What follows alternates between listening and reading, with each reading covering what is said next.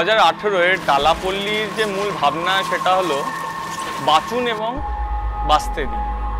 মানে আমি মনে করি যে প্রত্যেকটা মানুষই তো একজন অপরজনকে আঁকড়ে বাঁচে, তো আমরা সেটাই কিছু সমাজের কে মেসেজ দেওয়ার জন্য আমরা এই থিমের নামটা এবছর বেছেছি।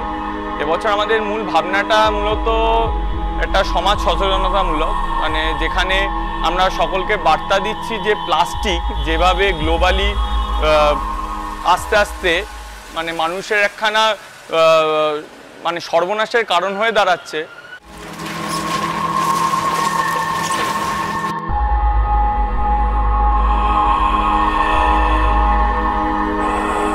যে প্লাস্টিক সম্বন্ধে সচেতনতা যে বার্তা দেওয়ার চেষ্টা করছে, এটা একটা ভয়ঙ্কর আজকে একটা বার্নিং ইস্যু।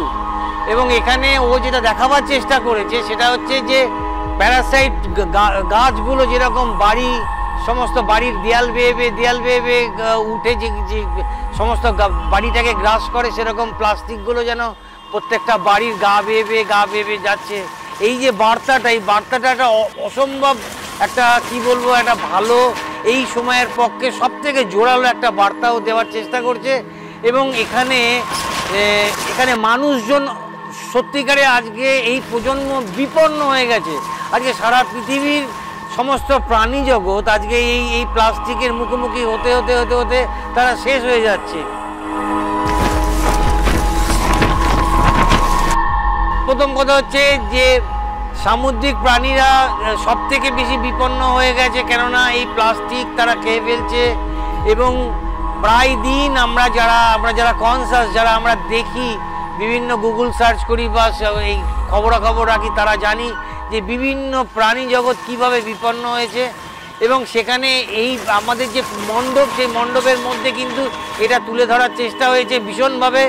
শানু কিন্তু এইটা করেছে, যেখানে এই প্লাস্টিকের মধ্যে মানুষের হাত বেরিয়ে আছে, মানুষের যন্ত্রণাক্লিষ্ট মুখগুলো হাহাকার করছে, চিৎকার করছে, যেখান থেকে ওর বার্তা যে আমাদের যারা প্রাণী জগতের মানুষজন যারা আছি, তারা এখন থেকে যদি আমরা মানে কনসাস না হই, তাহলে আগামী প্রজন্মে আমাদের অবস্থা যে কী হবে মানে ভাবতেই পারছি না।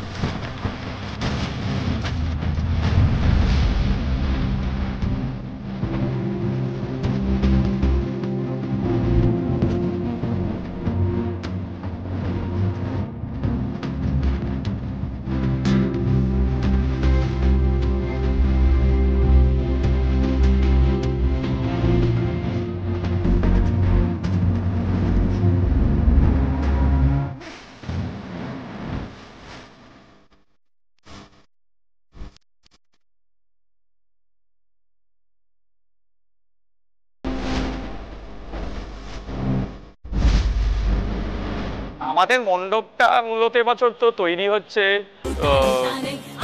একটা জঞ্জালকে কেন্দ্র করে, সমাজের নোংরাকে কেন্দ্র করে। তা আমরাও মণ্ডপের মধ্যে ম্যাক্সিমাম পার্টটা ব্যবহার করেছি মানুষের ফেলে দেওয়া সব জিনিসপত্র, যেমন বোতল, প্লাস্টিকের পলিথিন ব্যাগ, প্লাস্টিকের গ্লাস, এই সমস্ত জিনিস যেগুলো মানুষ পরিত্যক্ত করছে, এবং যেটার কারণে আজ এই গ্লোবাল ওয়ার্মিংয়েও একটা মূল কারণ হয়ে দাঁড়াচ্ছে এই প্লাস্টিক দূষণ।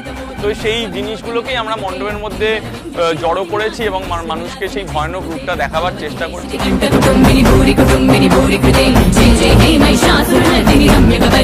সেটা হচ্ছে আমাদের এই পুজো কোনোদিনই খুব বিশাল টাকার পুজো ছিল না। আমরা খুব এই পাড়ার ছোট্ট পাড়া, এবং সেখান থেকে আমরা সবাই মিলে মিলিতভাবে এই পুজোটাকে দীর্ঘদিন ধরে করছি। আজকে আমরা 71 বছরে পা দিয়েছি, এবং এই অল্প বাজেটের মধ্যে এই এত বড় একটা যাগযজ্ঞ এই যে একটা চলছে, এটাই আমাদের কাছে একটা খুব ভালো লাগার বিষয়।